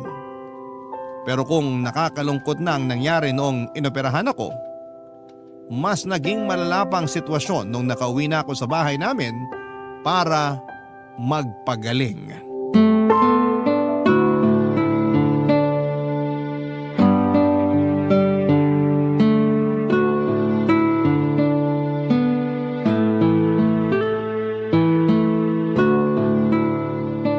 Mahal, may pagkain na ba yung mga bata? Wala. Baka pwedeng ikaw na muna magluto para sa kanila. Hindi pwede. May lakad ako. Birthday ni kumpare bukas. Nakapangako na ako na pupunta ako sa kanila ngayon para tumulong sa pagkakatay ng baboy. Pero walang kakainin yung mga anak natin pag uwi nila. Bakit mo pa ba inaalala mga ngayon? Malalaki na sila. Kaya na nilang ipagluto yung mga sarili nila. Saka hindi na dito kumakain yung mga anak mo. Palagi silang kumakain sa labas kasama yung mga barkada. Ano? Kaya naman pala mabilis maubos yung allowance nila eh. Tapos hindi mo man lang nagawang pagsabihan para magtipid kahit kaunti. Hindi ko na problema yon. Ginusto nila yon kasi tamad yung mga anak mo. Ayaw nila magluto. Kahit pagsasayang nga, walang marunong sa kanila. Ikaw yung naiwan sa kanila kaya sana dinisiplina mo man lang. Sana tinuruan mo ng mga gawaing bahay. Tingnan mo ngayon, hindi maasahan. Mas marami pa yung oras nila sa barkada kaysa sa oras na nandito sila sa bahay. Masisisi mo ba sila kung lagi silang wala rito? Sino ba namang gagana umuwi kung bubungat kagad sa kanila yung nanay nilang pabigat? Grabe ka naman kung makapagsalita. Pasensya na ha. Hindi pa kasi ako pwede magkikikilos ngayon. Kalalabas ko lang ng ospital. Hindi ko ginustong may mangyari sa akin pero siningil na ako ng katawan ko sa sobrang pagod at stress sa pagbuhay ko sa inyong lahat. Kailan ka pa ba kasi gagaling? Wala na tayong pera. Ano ibig mong sabihin? Ang ibig kong sabihin, magpagaling ka na para makabalik ka na sa Spain. Magtrabaho ka ulit doon kahit ilang taon pa. Mas mabuti pa nga kung nandun ka eh. Ano? Hindi na ako babalik sa Spain. Dito na ako sa Pilipinas. Ayoko namang tumanda na lang ako sa pag-aalaga ng ibang tao. At ayos lang sa'yo na nakikita kami naghihirap? Naririnig mo ba yung mga sinasabi ng mga kapitbahay natin? Kala mo kung sino raw tayo noon tapos biglang bagsak na ngayon. Mas mahalaga pa ba sa'yo yung mga sinasabi nila? Tsaka pwede ka naman maghanap muna ng trabaho habang nagpapagaling ako. Sa kalagayan ko, hindi ko pa kaya magtrabaho. Mahirap nga humanap ng trabaho ngayon, ang kulit mo naman. Hirap kasi sa'yo, kala mo ganun lang kadali yun eh. Wala namang ibang tatanggap sa akin kundi sa construction. Bakit kaya hindi mo subukan mag-abroad? Doon ka magtrabaho. Sa Saudi o kaya sa Japan. Para maranasan mo naman yung hirap na pinagdaanan ko. Para maramdaman mo kung gaano kahirap kitain yung perang winawaldas nyo. Ngayon ka pa talaga manunumbat? Baka nakakalimutan mo, mahina ka pa. Kapag pinabayaan ka namin, mabubulok ka na lang dito sa bahay. Kaya nyo gawin sa akin yon? Bakit hindi? Wala ka ng pakinabang sa amin. Pwede ka na naming iwan kung gugustuhin namin ng mga anak mo. Napakasama mo talaga. Ganun lang ba yung silbi ko sa pamilyang to, ha? Tingin nyo sa akin, ATM na kapag wala ng laman, wala na ring silbi sa inyo? Asawa mo ako, Larry! At ina pa rin ako ng mga anak natin! Pwede ba, Mabel? Wala akong oras para dyan sa kadramahan mo. Kailangan ko nang umalis. Ikaw nang bahala magluto para sa sarili mo. Huwag mo nang intindihin yung mga anak mo. Kain na nila yung sarili nila. Iwanan mo na lang talaga ako ng ganito. Ano bang inaarte mo dyan? Pauwi na rin naman yung 4 na pabigat dito sa bahay. Magdahan-dahan ka sa pananalita mo, ha? Pamilya ko yung sinasabihan mo ng pabigat. Ano bang dapat kong itawag sa kanila? Yung nanay mo at 2 kapatid mo, bit-bit pa ng isang anak niya. Mga palamunin ko rito sa bahay. Ang kapal na mukha mo! Pera ko naman yung ginagastos ko sa kanila! Asawa mo ako, kaya pera ko na rin yon. Kung alam ko lang na ganito yung gagawin nyo sa akin, hindi na lang sana ako umalis sa Pilipinas! Para pare-pareho rin tayo naghirap at tumirik ang mga mata sa gutom! Papa Dudut, kahit magwala pa ako sa galit ay wala na ring silbi yun. Hindi ko na rin inintindi ang kalagayan ko. Kung bigla na lang ba akong magko-collapse dahil sa taas ng emosyon ko at sigaw ako ng sigaw. Tapos na ang mahigit 2 dekada kong pagtatrabaho sa Spain at wala na rin akong perang maibibigay sa kanila. Kung kaya ko lang sana kaagad na magkikilos at magtrabaho pagkalabas ng ospital ay ginawa ko na. Pero dahil kalalabas ko lang naman ay medyo nakakaramdam pa ako ng pagkahilo. Isa pa ay hindi rin ako pwedeng palaging nakayuko kaya kahit ibang mga gawaing bahay ay hindi ko pa rin magawa noon. Si nanay naman ay palaging wala sa bahay dahil nagtitinda siya ng gulay sa tabing kalsada. Si Gina nakahanap ng trabaho noong panahon na yon. Yung anak naman niya ay laging pumupunta sa ama nito at bihira nang umuwi sa amin. Yung bunso ko namang kapatid ay halos doon na. Tumira sa bahay ng mga kaibigan niya na pare-parehong mga tambay. Kung hindi dahil sa pinsang kong si Nona, ay hindi ko na alam kung paano ko pa makakayanan ang lahat, Papa Dudut. Siyang sumama sa akin tuwing may check-up ako. Nakapangutang na rin ako ng pera sa kanya dahil kinulang na yung natira kong pera sa savings ko. Sa maintenance ko pa lamang ay lagas na yon, Papa Dudut. Nagkatrabaho naman si Larry kalaunan. Natanggap daw siya bilang driver ng bus. Ang kaso tuwing umuuwi siya, halos hindi na niya ako pinapansin. Parang naging hangin na lamang ako sa paningin niya. Napakahirap ng sitwasyon ko noon dahil kahit ang dami kong kasama sa bahay, ni isa sa kanila ay walang may pakialam sa akin. Kahit pa mismo sarili kong ina, siguro nga ay pera lang ang silbi ko sa kanila. Papa Dudut, aaminin ko na umabot na ako sa puntong gusto ko nang wakasan ang buhay ko. Napagod na kasi ako at nawala na rin ang pag-asang makakaalis pa sa sitwasyong kinakasadlakan ko noon. Sinubukan kong maghanap ng dahilan para patuloy pa rin lumaban sa buhay, pero lalo akong pinanghihinaan dahil sa mga taong akala ko ay magiging karamay ko sa mga panahong wala pa akong magawa para tulungan ang sarili ko.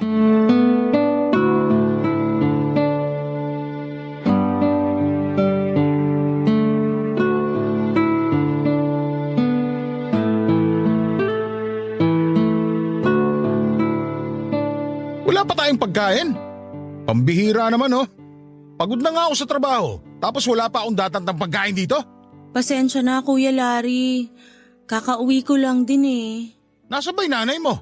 Nandun sa bahay ng kumari niya, nakiki-birthday. Buwisit! Ang daming ang kasama dito sa bahay, wala namang maaasahan. Mas maganda kung magsilayas na lang sana kayong lahat. Dahan-dahan ka naman sa pananalita mo, Kuya. Pare-pareho tayong may trabaho rito. Kung pagod ka, ganun din ako. Kung gutom ka, gutom din ako, kaya wag ako yung sinisigawan mo. Eh sino pa sisigawan ko wala na ibang tao rito. Lahat may kanya-kanyang lakad. Mga wala namang ambag. Puti sana kung may trabaho pa yung ate mo, kaso palamunin na rin ngayon. Makasabi ka naman ng palamunin, parang walang naitulong sa atin si ate ah. Matagal na yon. Wala na siya silbi ngayon.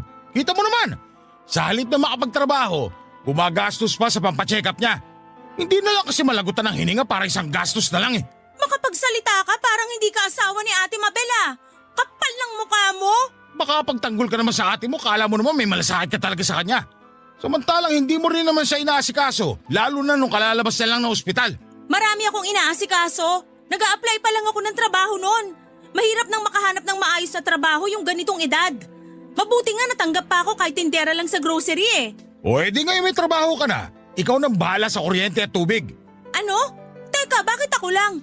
Sa laki ng bill natin sa kuryente, halos wala nang matitira sa sweldo ko. Eh di humanap ka ng ibang racket para madagdagan yung kinikita mo. Gayahin mo yung ate mo. Hindi na ko, kontento ka na lang sa trabaho mong kakarampot yung sweldo. Wow, kakarampot na sweldo? Bakit? Milyones ba sinusweldo mo? Napakayabang mo eh, driver ka lang naman ng bus. At ikaw, tendera ka lang. Mas maliit yung sweldo mo kaya wala kang karapatang magyabang. Baka nakakalimutan mo, nakikitira ka lang dito. Kaya kung ako sa'yo, ayusin mo yung pag-uugali mo. Baka pulutin ka sakali ngayong gabi. Bahay to ni ate, kaya may karapatan din kaming tumira dito. Kasal kami ng ate mo kaya pagmamayari ko na rin to. Pwede ko kayong palayasin kung gugustuhin ko. Huwag kang mag-alala, makaisang buwan lang ako sa trabaho ko, aalis na rin ako dito.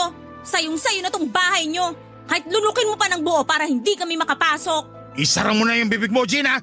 Kung hindi ka magluluto, manahimik ka. Baka hindi kita matansya. Sa mga sinabi mo, mas lalo akong hindi magluluto. Bahala ka magutom. Ah, ganun pala yung gusto mo ha? Sige, simula ngayon, hindi na kayo pwedeng makialam ng mga pinamili ko rito. Bumili kayo ng sarili niyong pagkain. Wala na bang mas ilalakas yung sigawan nyo? Kulang pa eh. Konting kapitbahay pa lang yung nakakarinig. Huwag kang makialam dito, Mabel. Talaga, Larry? Huwag ako makialam? Kung tutuusin nga, ako lang yung may karapatang magpalaya sa inyong lahat kasi bawat sentimong ginastos para maitayo tong bahay na to, galing lahat sa bulsa ko. Pare-pareho lang kayo naging palamunin nung nagpapakahirap ako magtrabaho sa Spain. Kung manunumbat ka lang sa mga naibigay mo noon. Ano, Larry? Patatahimikin mo ulit ako? Hindi porket may trabaho ka na, pwede mo na akong maliitin ng ganito. Tama si ate. Isa ka pa! Lahat kayo! Wala kayong karapatan na isipin at sabihin palamunin at pabigat ako sa bahay na to! Kasi kung meron man naging palamunin at pabigat sa buong buhay ko, kayong lahat yon! Papa Dudut, wala na yatang mas masakit pa sa mga narinig ko. Ipinamukha nila sa akin na wala akong silbi sa kanila. Sobrang sama ng loob ko noon, lalo na sa asawa kong akala ko'y siyang pinakaunang makakaunawa sa akin. Kung yung mga anak ko lang ay maunawaan ko pa sila dahil kahit minsan naman ay hindi ko sila naalagaan. Pero yung asawa ko at yung mga kapatid ko ay hindi ko akalain na kakayanin nilang pabayaan na lamang ako ng ganon. Si nanay naiintindihan ko rin dahil masyado na siyang matanda para mag-alaga pa sa akin. Hindi naman kalakihan ang bahay namin, kaya bawat away nila at pagtatalo tungkol sa mga gastusin ay napapakinggan ko. Ewan ko ba, pero parang sinasadya na talaga nilang marinig ko ang mga yon. Kung noon ay mahal na mahal nila ako, nung may sakit na ako ay parang bigla na lamang ako naging ibang tao para sa kanila. Sobra akong nanliit sa sarili ko. Sa bawat araw na naroon ako sa bahay at naririnig ko mismo kung gaano sila nahihirapan ay parang gusto ko na lamang sukuan ng lahat. Papa Dudut, akala ko ay wala nang magandang mangyayari sa buhay ko nang dahil sa pagkakaroon ko ng sakit. Pero nung nakarecover na ako ay tinulungan ako ni Donna na makabangong muli. Hindi siya nagdalawang isip na pautangin ulit ako ng pera kahit alam niyang wala pa akong kakayanang magbayad. Kumpara sa akin, mas malaki ang naipon niya sa pagtatrabaho sa Spain dahil mas nauna pa siyang naging caregiver doon. Gusto niyang ituloy ko pa rin ang plano kong magnegosyo. Inalok niya ako na maging industrial partner niya. Bali ako ang magbabantay sa bagong pwesto niya sa palengke. Pumayag naman ako para may pagkaabalahan muli. Pero kapag tuluyan na akong nakarecover, saka ulit ako tatanggap ng mga paluto para makapagsimula sa pag-iipon. Ngunit bago pa man yon mangyari ay nakatanggap ako ng magandang balita mula sa anak ng dati kong amo sa Spain, Papa Dudut. Barangay Love Stories. Barangay Love Stories. Papa Dudut, habang nagbabantay ako sa tindahan ng pinsang kong si Donna, ay nakatanggap ako ng message sa aking social media account mula sa anak ng dati kong amo sa Spain. Nakasaad doon na pumanaw na ang dati kong amo. Sinabi rin sa mensahe na may gusto silang ibigay sa akin na kaunting halaga. Bukang bibig daw kasi ako ng tatay nila bago ito pumanaw. Nag-reply ako at nang sumagot ulit ang anak ng amo ko ay doon ko napagtanto na totoo nga ang sinasabi nito. Halos hindi ako makapaniwala nang pumasok sa bank account ko ang perang ibinigay nito bilang pasasalamat sa pag-aalaga ko sa kanilang ama. 3 buwang sweldo rin ang katumbas noon kaya ganon na lamang ako kasaya. Nagpasalamat ako sa anak ng dati kong amo at nagpahatid din ng pakikiramay sa pagkawala ng kanilang ama. Ang pera namang ibinigay nila ay ginamit kong pampuhunan para sa isang maliit munang karinderya. Kumuha na lamang ako na makakatulong ko roon para makapagluto pa rin ako ng mga pinapa-order ko. Nang malaman ng mga anak ko na meron na naman akong pinagkakakitaan ay saka ko lang ulit naramdaman ang presensya nila. Pero dahil malalaki na rin naman sila ay natuto na rin ako, Papa Dudut. Natuto na akong tiisin sila kahit na maraming beses ko nang naisip na magbigay na lamang tuwing humihingi sila ng pera. Hindi ko naman yon ginawa para pagdamutan sila, kundi para matutunan nila na hindi lahat ng bagay na gusto nila ay nakukuha lamang sa panghihingi, Papa Dudut.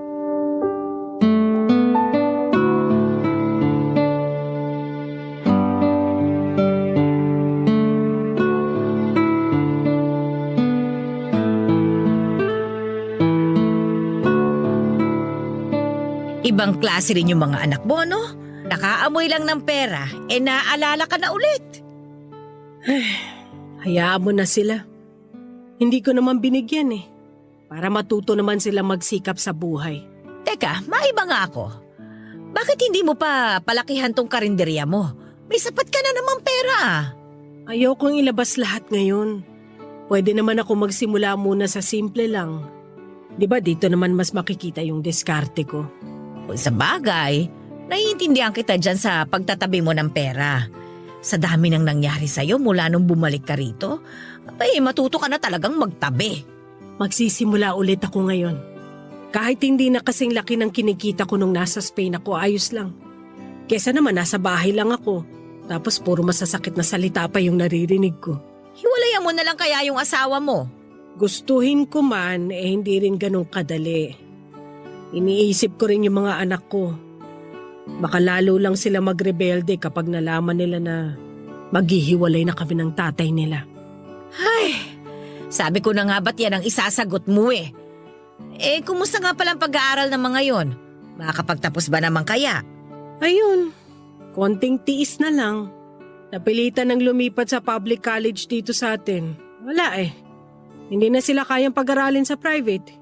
Sa baon pa lang nila at iba pang gastusin kulang na sweldo ni Larry.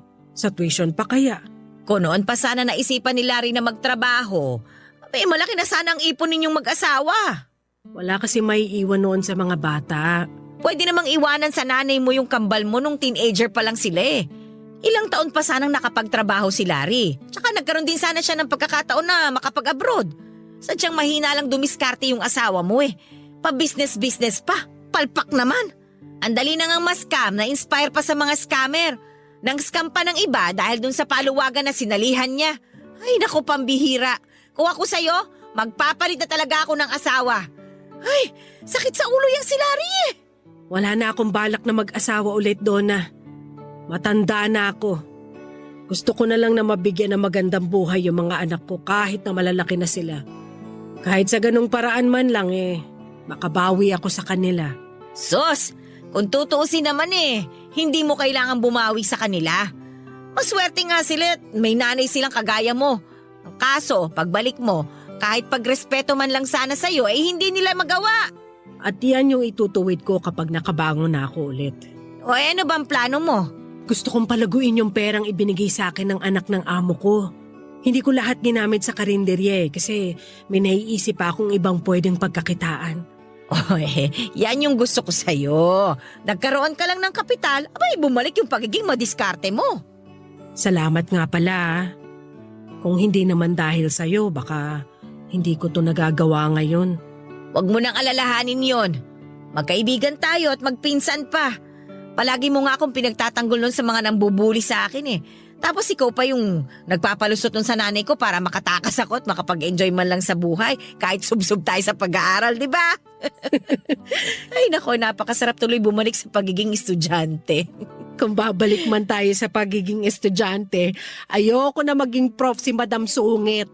Kumusta na kaya yon? Gusto mong bisitahin? Ay, tsaka na kapag successful na tayo. Successful ka naman na. Malakas naman yung grocery mo sa palengke. Ay naku, panimula lang yon. Hindi pa yon ang definition ko ng success. Sa bagay, ako rin naman. Hindi pa ako kontento sa meron ako ngayon kasi lahat pwede pang mawala sa akin. Tama. Kaya hanggat may kaya pa tayong gawin, tuloy lang ang laban. Papadudot na tuloy ang pagpapagawa ko sa karinderya. Pero sa halip na doon ako mismo kumuha ng pwesto sa loob ng palengke, ay naghanap na lamang ako ng mas malawak na espasyo dahil mga estudyante ang target market ko. Nag-offer ako ng budget meal na bentang-benta.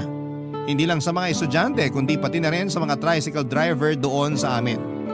Hindi ako nagsisisi na pagkain ang ginawa kong panimulang negosyo dahil hindi ito nalalaos. Sa mahigit kalahating taon na lumipas at malakas pa rin ang karinderya ko. Bumili naman ako ng van para parentahan. Nagtuloy-tuloy ang mga magagandang pangyayari sa buhay ko nang walang tulong na nagmumula sa pamilya ko. Sa mga panahong yun ay hindi na kami nagsasama ng asawa ko. Paunti-unti kong pinagawa ang paupahan ko sa likod lamang ng aking karinderya. Dahil malapit sa eskwelahan ang paupahang ipinagawa ko noon, ipinasadya ko yun para sa mga bed spacer lamang. Malaki-laki na rin naman ang kikitain ko sa 8 kwarto. Habang ginagawa pa ang paupahan at tuluyan na akong nakabangon. Saka naman muling nagparamdam ang mga kapatid ko. Pinigilan daw sila ni nanay na lumapit sa akin dahil sa kahihiyan. Pero naglakas loob silang humingi ng tulong sa akin noong gipit na sila. Nagkataon pa na lagi nang nagkakasakit ang nanay ko. Ayoko naman noon na dumating ang araw na pagsisihan ko kaya tinulungan ko pa rin sila, Papa Dudut. Pero hindi na yung kagaya ng dati na sobra-sobra pa sa kailangan nila. Nagbigay ako ng kaunting puhunan para matuto rin silang magnegosyo. kumita man yon o hindi ay labas na ako doon. Dahil sinabi kong yun na ang huling beses na mag-aabot ako sa kanila ng pera. Ipinadoktor ko naman si nanay at doon ko nalaman na meron na pala siyang stage 2 lung cancer. Ilang buwan lang mula noong subukan ko siyang ipagamot ay pumanaw na ang nanay ko.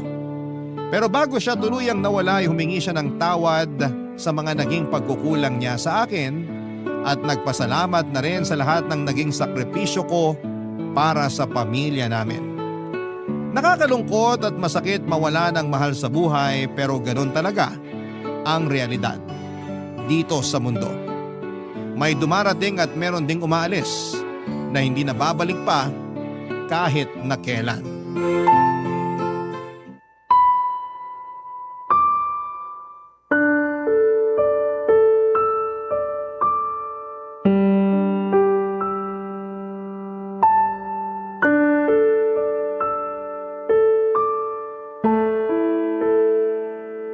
Anong ginagawa mo rito, Larry? Mahal. Huwag mo na akong tawaging mahal. Nung pinabayaan niyo ako, binura ko na sa isip ko yung salitang mahal. Alam mo kung bakit? Kasi hindi pagmamahal yung ipinakita mo sa akin nung lugmok na lugmok ako. Ipinakita mo lang kung gaano kalala yung pagiging makasarili mo, kaya yun lang ang tumatak sa akin. Pero pinagbuksan mo pa rin ako ng pinto. Ibig sabihin, may pakialam ka pa rin sa akin. Pinagbuksan kita ng pinto kasi kumatok ka. Patawarin mo na ako. Matagal na yun. Bigyan mo lang ako kahit isa pang pagkakataon. Babawi ako sa'yo. Mas mabilis ka makakabawi kung hindi na tayo magkasama. Anong ibig mong sabihin? Gusto ko na makipaghiwalay sa'yo ng tuluyan. Gusto kong gawing legal ang paghihiwalay nating dalawa. Hindi yung ganito na magkahiwalay lang tayo ng inuuwian. Mahal, hindi pwede. Paano yung mga bata? Hindi na sila mga bata. Tapos na silang mag-aral at kaya na nilang magtrabaho. Kaya siguro naman, kaya na rin nilang unawain na hindi ko na masisikmurang tawaging asawa ng isang walang kwentang lalaki. Nakakahiya. Huwag mo naman gawin sa akin to. May trabaho naman ako. Hindi na ako magiging pabigat sa'yo. E di ngayon inamin mo rin na pabigat ka. Tama lang naman na magtrabaho ka kasi kailangan mong buhayin ang sarili mo nang mag-isa. Ate? O Gina, anong ginagawa mo rito? Ate, pwede ba tayong mag-usap? Pwede naman. Sakto. Mag-usap tayong tatlo kasama tong si Larry. Ano ba ginagawa mo rito, Gina? Ang galing mo rin tsumempo eh.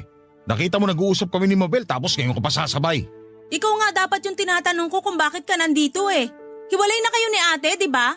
Kung magtatalo kayo, umalis na kayo sa tapat ng pamamahay ko. Hahawaan niyo pa ako ng kamalasan yung dalawa. Pasensya ka na ate. Ano bang sadya mo rito? Ate, pasensya na kung ngayon ko lang to gagawin pero gusto ko lang sanang humingi ng tawad Pareho naman pala kayo ng sadya eh. Sana nagsabay na kayong pumunta rito kanina para isang biyahe na lang. Ang totoo ate, nandito rin ako kasi balak ko sanang humiram ng pera.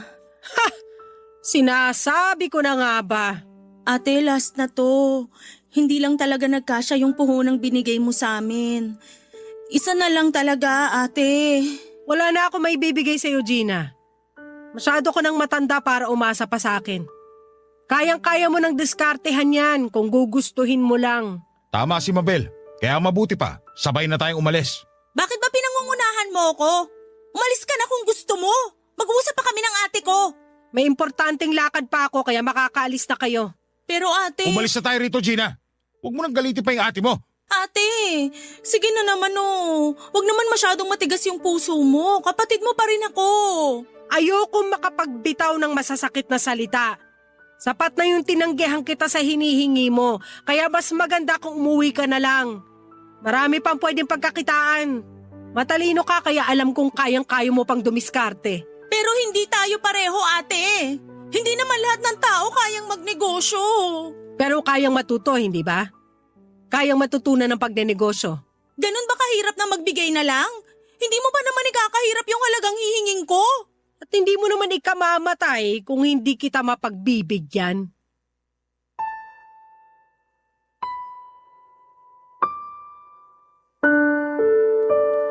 Papa Dudut, tinuloy ko ang pakikipaghiwalay kay Larry at hindi ko yon inilihim sa mga anak namin at sa mga malalapit niyang kamag-anak. Alam nila kung ano ang mga pinagdaanan ko noong makauwi ako ng Pilipinas at halos madurog na ako sa sakit na ginawa sa akin ng pamilya ko. Pero dahil sa tulong ng ilang taong nagmamalasakit pa rin sa akin at higit sa lahat ay sa awa ng Panginoon ay nalampasan ko ang lahat. Kahit hiwalay na kami ni Larry ay wala na siyang narinig na masasakit na salita mula sa akin. Nagpasalamat na lamang ako noon na naging bahagi siya ng buhay ko at nagkaroon ako ng mga anak ng dahil sa kanya. Makalipas nga po ang 1 taon, Papa Dudut, ay nakita ko kung paano nagbagong buhay ang dati kong asawa na si Larry. Nagpatuloy siya sa pagtatrabaho bilang bus driver at lumayo na rin sa bisyon niya noon na pagsusugal. Sa pagkakaalam ko ay binenta na niya ang sasakyang hinuhulugan namin noon para makapagbigay ng pera sa mga anak namin. Nagkikita pa rin naman kami tuwing may okasyon. Tuwing nagkakasama ko ang mga anak ko. Nung una ay napipilitan ng kambal ko na pumunta tuwing naghahanda ako para sa kanilang kaarawan. Pero bago magpasko ay nagkapatawaran na kaming mag-ina. Humingi sila ng tawad sa naging pakikitungo nila sa akin at sa pambabaliwala nila noong kailangan ko ang kanilang presensya. Sino ba naman ako para hindi magpatawad gayong matagal ko nang hinihintay na mangyari yon? Sa ngayon, Papa Dudut, ay maayos pa rin ang takbo ng aking karinderya at nangangalahati na ang pinapagawa kong paupahan. At habang wala pang trabaho ang mga anak ko, tinutulungan muna nila ako. Sila rin naman, muli akong sinubukang suyuin at hindi talaga siya tumigil hanggat hindi ko siya napapatawad. Papa Dudut, bago ko nga po maisulat itong liham ko sa inyo ay nagkapatawaran at nagkabalikan na rin kaming dalawa. Sa lahat ng nangyari sa buhay ko, na i-relate ko ang buhay ko sa kintsugi. Minsan na rin akong nawasa, pero kinaya kong mabuo ng paunti-unti.